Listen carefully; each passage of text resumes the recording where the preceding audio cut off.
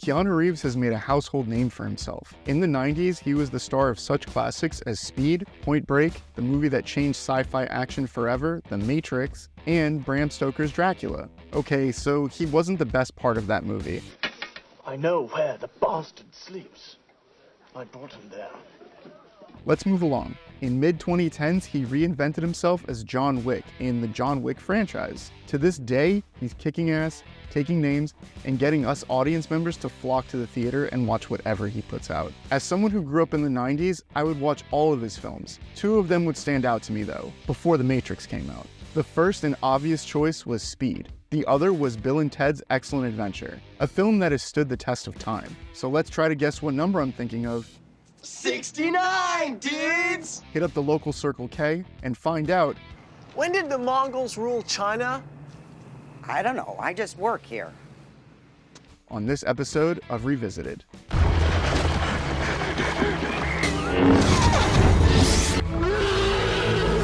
unnecessary.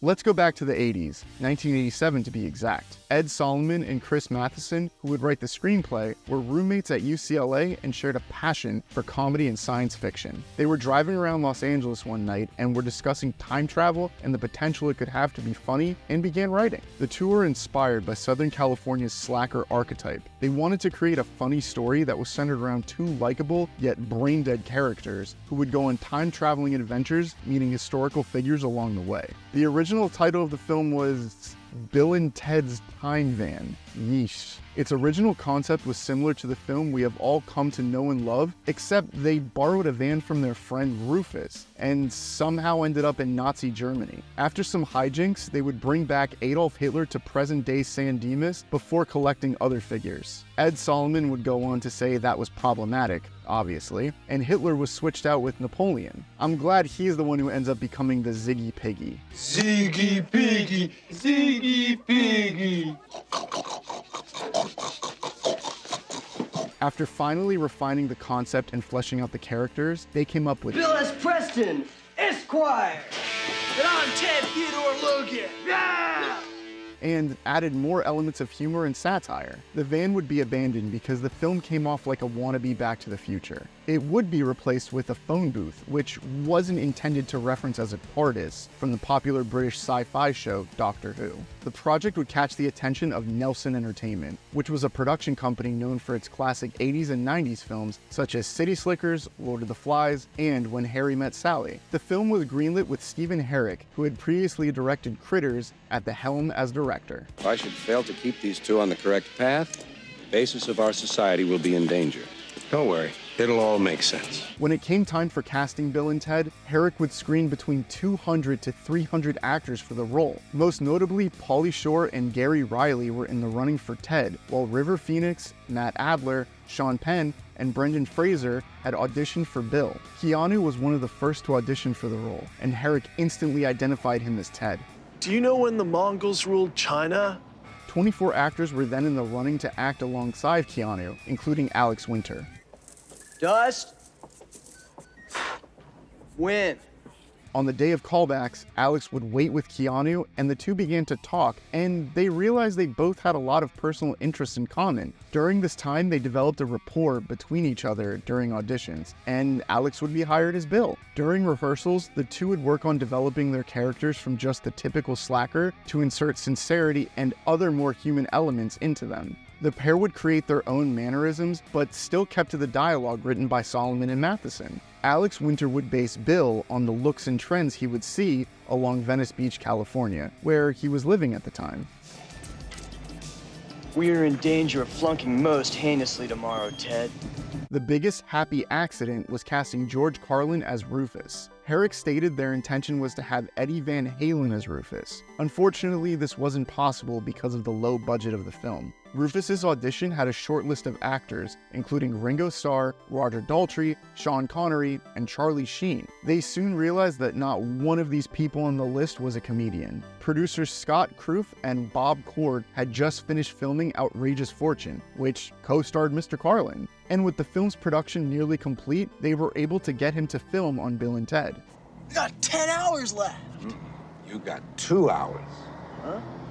Ted, you forgot to wind your watch again. When Bill and Ted go to the future and meet the three most important people, they were originally supposed to be portrayed by the band members of ZZ Top. Solomon had connections to the E Street Band, the Tubes, and the Motels. They were able to secure Clarence Clemens, Fee Waybill, and Martha Davis. Solomon and Matheson even appear in the film's ice cream scene, who give Napoleon the Ziggy Piggy pin. Ziggy Piggy, Ziggy Piggy.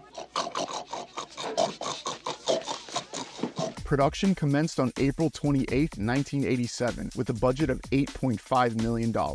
Filming took place over a period of 10 weeks in both Phoenix and Tempe, Arizona, as well as 2 weeks of shooting in Italy. When we follow Napoleon to the water park entitled Waterloo, the filmmakers would use a combination of establishing shots at raging waters in San Dimas and shots with the actors of Golfland Sunsplash in Mesa, Arizona. Unfortunately, there is no Waterloo water park. Because of their limited budget, they could not close down the water parks for filming. So in each of those shots, those were real paying customers. The mall, which becomes the center story to the climax, was called the Phoenix Metro Center and would unfortunately close on June 30th, 2020, most likely due to the pandemic. You are such a key. Way to go, egghead. Geek. What is a geek?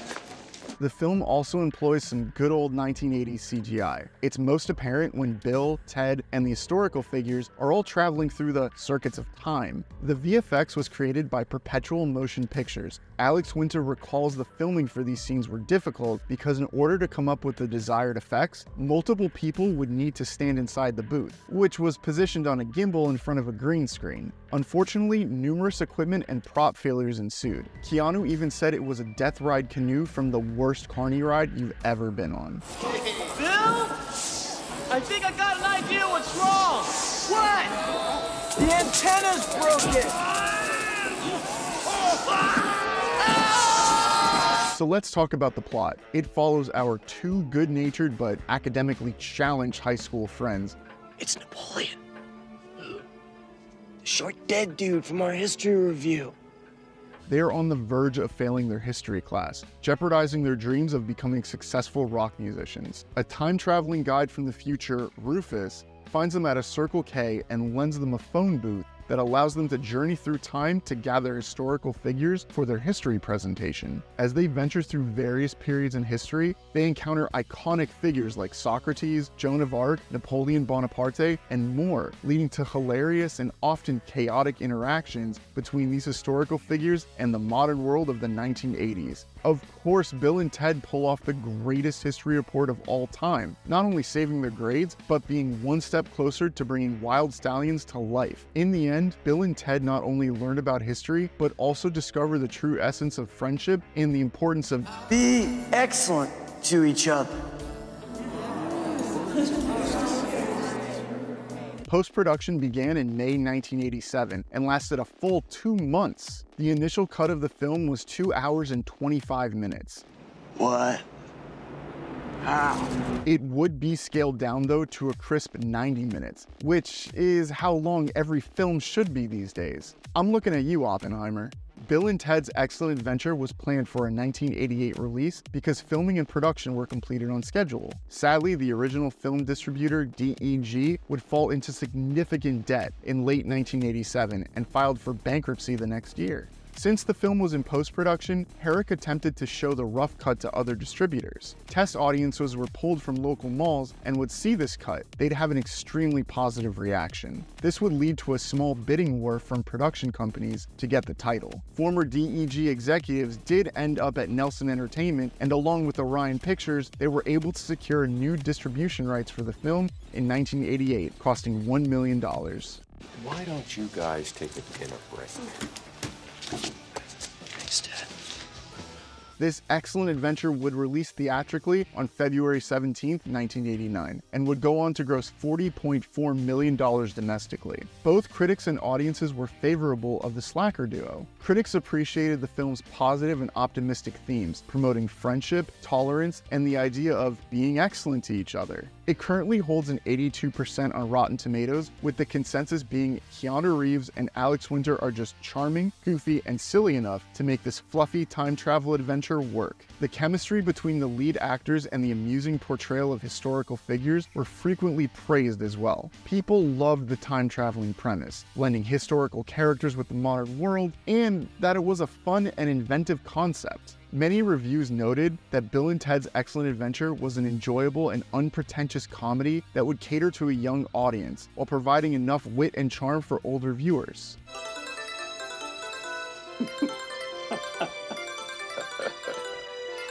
Because of the film's popularity, it spawned 2 sequels, a breakfast cereal, an animated series which would feature Winter, Reeves, and Carlin's voices, a live-action series that wouldn't showcase our actors, comic series, toys, and video games. But the biggest and most memorable to me was the yearly Halloween Horror Nights event at Universal Studios Orlando and Hollywood, entitled Bill and Ted's Excellent Halloween Adventure. It ran from 1992 all the way up to 2017. In the show, Bill and Ted would spoof popular pop culture of that year, and they would get into some scheme fighting villains who would steal the phone booth. Every year the show would be different, but what wouldn't change is the charm. It would include some incredible dance numbers, stunts, and multiple double entendres for its adoring crowd. I was devastated when I heard that 2017 would be its final year running. Every year that I would attend Halloween Horror Nights, this was a staple and tradition of mine to do. It has since been replaced with a show that is similar in regards to dance numbers and stunts, but has been stripped of any theming other than to get hundreds of theme park patrons out of the humid Central Florida air. It's wonderful to report that this film didn't just get a small cult following upon its release. No, this is a movie that has been beloved since its initial release. I will say there is a handful of people that consider the sequel, Bill and Ted's Bogus Journey, to be the better film, myself included. There is no denying the sheer joy that this movie evokes in people. In conclusion, Bill and Ted's Excellent Adventure is a joyously fun and entertaining film all around. Its characters are beloved, the soundtrack has pure 80s rock oozing out of it, and it's a feel-good comedy with some unexpected depth. 1, 2, 1, 2, 3, 4!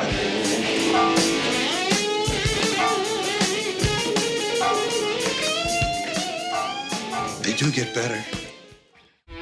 In 1989, Orion Pictures, along with Nelson Entertainment, released Bill and Ted's Excellent Adventure. The film was widely loved, and to this day, still is by both critics and fans alike. Because the film was so popular, spawned tons of merchandise, and even had 2 spin-off shows, a sequel was inevitable. It's Bill and Ted's Bogus Journey. At the time, this was regarded as a love it or hate it film and was considered a box office failure. So, let's go to hell, visit heaven, build some evil and good robots, and face off in the Battle of the Bands as we check out Bill and Ted's bonkers follow-up on this episode of Revisited. No way! Yes way.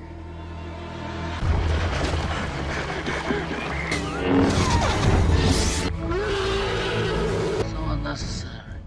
As stated earlier, Bill and Ted's Excellent Adventure was released in February of 1989 and became a huge success. People couldn't get enough of the 2 brain-dead yet incredibly likable pair of Bill and Ted. The film grossed $40 million domestically on a budget of $10 million. Chris Matheson and Ed Solomon would get to work writing the sequel. Orion wanted Bill and Ted to pass an English test and visit classic works of literature, such as Romeo and Juliet, Crime and Punishment, and Tom Sawyer. Chris and Ed gave a hard pass to the idea, and instead would come up with Bill and Ted Go to Hell. The title was changed, though, to Bill and Ted's Bogus Journey because of American objections to the word, you know. Isn't it supposed to be... Censors. Once the script was sent in, the studio executives immediately said no to killing off Bill and Ted. The writers and actors stood firm on the premise, realizing that it was too good an idea not to do. You got it, dude! Get to work.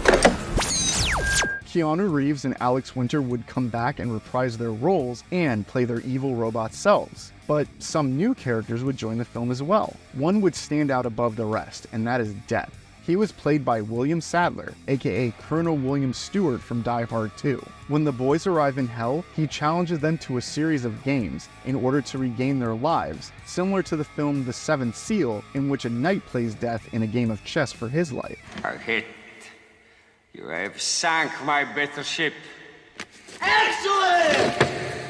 Yeah! Once defeated, Death shows his comedic side and becomes a part of the gang as the film progresses. His performance is the best part of the movie, and brings a blend of humor and eccentricity to the character, as well as sports a huge ego and is overly dramatic, but a scene stealer nonetheless. Excellent work, dude. What about me? I made the wigs. Okay, Death. I helped with shopping. All right. I was pushing the cart. Also brought on was the character of Chuck Denomalos, played by actor Joss Ackland. He would be named after the screenwriter Ed Solomon, which is his name backwards. Denomalos would serve as the main antagonist to the film. He adds a serious and sinister tone to the film as well, and is driven by a desire to create a future where he holds all the power. Unfortunately, he feels half-baked, and doesn't come off as menacing as you would think. Joss Ackland would go on to say in an interview that he only did the movie because of a bet between him and a family member, and he considers it an embarrassment in his career. Several characters would return, such as Rufus, the princesses aka the babes, Bill and Ted's dads, as well as Missy. I can't believe Missy divorced your dad and married mine. Shut up, Ted. So what's it all about? Well, let me try to sum it up for you the best I can. In the year 2691, Wild Stallions created a utopian futuristic society. Chuck Denomalos crashes a lesson that Rufus is teaching and sends evil robot versions of Bill and Ted to the past to eliminate the real Bill and Ted. The robots travel back in time to 3 years after Bill and Ted have graduated high school and have entered the contest for Battle of the Bands. They are trying to win the cash prize of $25,000 as well as land a record deal, but they still suck. We catch up with the boys and see how much their lives have and haven't changed. For one, they are still with the princesses from the first film. The evil robots then come to their apartment and lure them away and kill them by throwing our lovable idiots off a cliff. The robots go on to ruin their lives, including trashing their apartment and breaking up with the princesses. The real Bill and Ted are met in the afterlife by Death, who tells them they can challenge him in a game. They end up giving Death a Melvin and run back to San Dimas to try to contact the police. Ted possesses his dad in what amounts to one of the funniest scenes in the movie. You totally did it, dude. I totally possessed my dad. They then go to Ted's house and see Missy doing a seance. She believes their spirits to be evil and banishes them to hell. In hell, they end up being tormented by Satan and facing their fears, including visiting Bill's creepy grandma, a terrifying Easter bunny that would give any child nightmares, and Colonel Oates at his military academy. Bill and Ted challenge Death to a series of games to earn their lives back, eventually winning and escaping the afterlife. They go to heaven and God directs them to an alien duo known as Station. Station goes with them back to Earth, helps them build good robot versions of themselves, and battle against the evil robots. Bill and Ted confront the evil robots by destroying them with these good robots and save the princesses. Denomalos crashes in at the nick of time and overrides all broadcasts across the world to show him killing Bill and Ted on stage. Our boys deduce the fact that they can then go back in time and outsmart Denomalos. Bill and Ted then take the time booth to go to the future and come back after 16 months of guitar training, sporting ZZ Top outfits and have kids of their own. In the end, the Battle of the Bands performance is a success, and Bill and Ted's music unites the world, leading to the harmonious future that was originally meant to happen. Okay, I know, that sounds like a heavy film, but it only has a runtime of 93 minutes.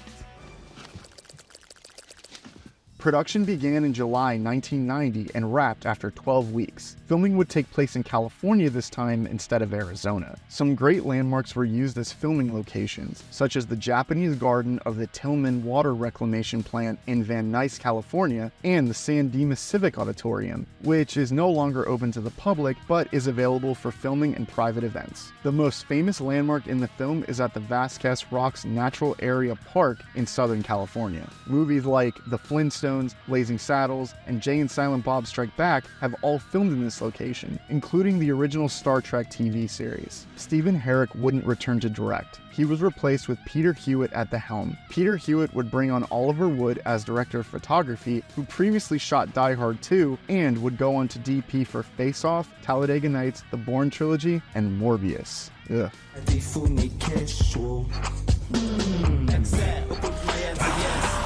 Solomon and Matheson wrote a film that had previously wrapped shooting entitled Mom and Dad Save the World. It's a film that, if you grew up in the 90s, would always see it playing on HBO. The studio would delay the set's demolition so that it could be used to film in Bogus Journey. You'll notice remnants of the set as the ceiling of the future classroom in the beginning of the movie. And very important, do not do your homework without wearing headphones. David L. Snyder of Pee-wee's Big Adventure fame was brought on as production designer. He would help bring a sense of forced perspective to the film along with the crew. David even came up with a cool way to make Bill and Ted look dead for their afterlife. Instead of adding a filter or effect in a computer, they're painted with grayscale, which was done with makeup and costume colors. Everything about Bogus Journey screams surreal, and the set design of the film would be based on circles, domes, and spheres, which is prominent throughout the heaven and hell scenes. It just looks fantastic and holds up well today, minus the CGI of what heaven looks like. You really do feel a sense of claustrophobia during the hell chase scene though.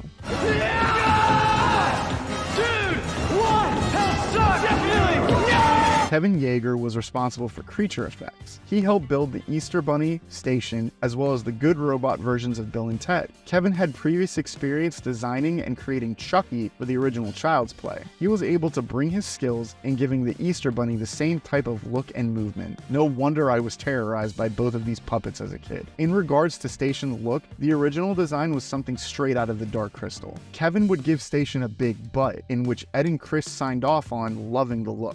Producer Scott Kruth thought Station was too controversial and that audiences wouldn't find them funny or appealing. I'm glad to see he was proven wrong. Because the production didn't have a big enough budget to create actual robots, the crew hired breakdancers to don the robot costumes and mimic robotic movements. Kevin would also dress up Alex Winter to play his grandma in the nightmarish scene. How about a kiss for your dear old granny, Bill?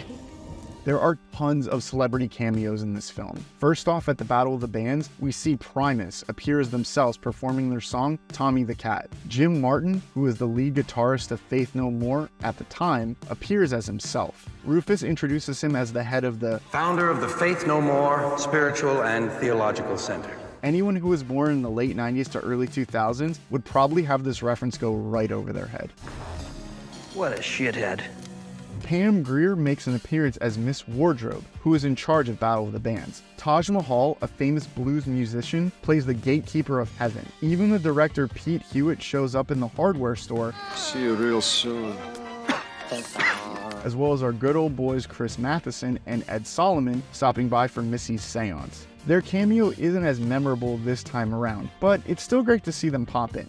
Notably, there are some scenes that were filmed either fully or partially that would never make it to the finalized film. Two scenes in particular stand out. The first one consists of evil Bill and Ted unzipping themselves to reveal that they are each other in different bodies. There are pictures showcasing the suits that they zip out of, which look pretty realistic. The second scene is a car chase. You might be thinking to yourself, when and how would this happen? It takes place after the boys have acquired their van and are heading to the concert. We see Colonel Oates, the creepy grandmother, and an even scarier full-grown Easter Bunny chasing after our heroes to prevent them from making it to the Battle of the Bands. A portion of this scene was filmed, with pictures surfacing of the Easter Bunny ripping the top of the van. In the Marvel comic that was released to coincide with the film, this scene along with several other deleted scenes were included thanks to Evan Dorkin. He would adapt the screenplay and pencil the art. Speaking of the comic book, because of its popularity, Marvel commissioned a spin-off series entitled Bill and Ted's Excellent Comic Book,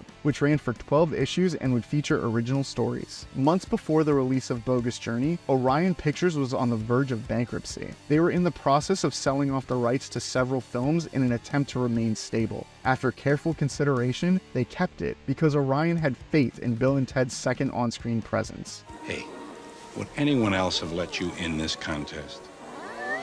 No.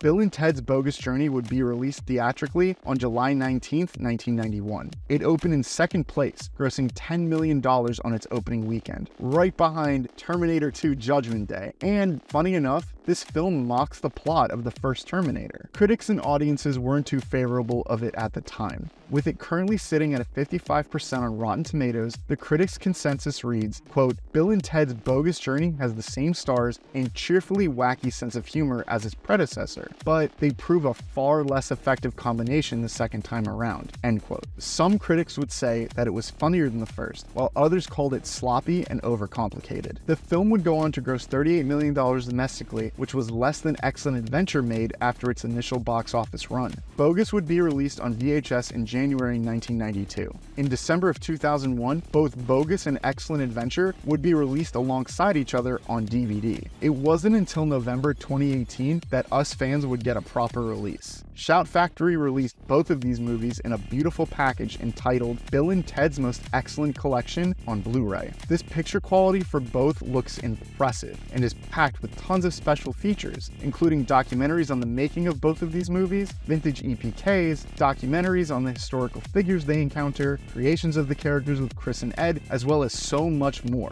As a huge fan of both films, this sits proudly in my collection and is something I'd regularly put on to watch. There would be talks of a third film to complete the trilogy, and eventually in 2020, us fans got to experience it. Granted, it came out during the COVID pandemic and felt more like a stay-at-home movie than a theatrical experience, but that's a story for another time. How you doing? Well, you know, we're dead. And we're in hell.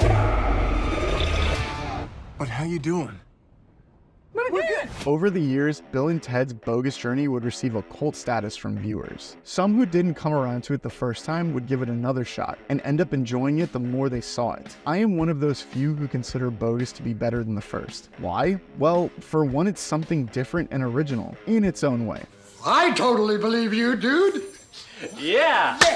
Hear me out. I'm not knocking Excellent Adventure in any way. I just prefer the forced perspective look and feel of the film, as well as the lengths of absolute absurdity that Chris and Ed created. The afterlife sequences are truly a highlight, and are scenes that are still cemented in my brain over 30 years later. The introduction of death was fresh, and brought a whole new dynamic to the story that we didn't know we needed. You might be a king or a little street sweeper, but sooner or later you dance with the Reaper. This film took a huge risk, and even though it didn't fully pay off theatrically, it would with fans who got to experience it on home video. Despite its departure from the first film's formula, Bogus Journey maintains the core themes of friendship that made Bill and Ted so lovable from the first film. It deserves praise for its willingness to take such risks and offer a completely bonkers adventure, and makes for some imaginative storytelling. Catch you later, Bill and Ted! Catch you later, Bill and Ted!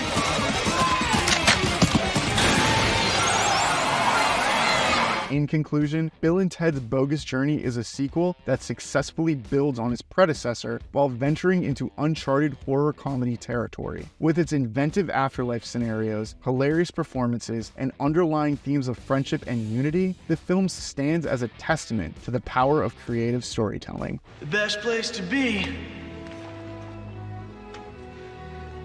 is here. The best time to be is now.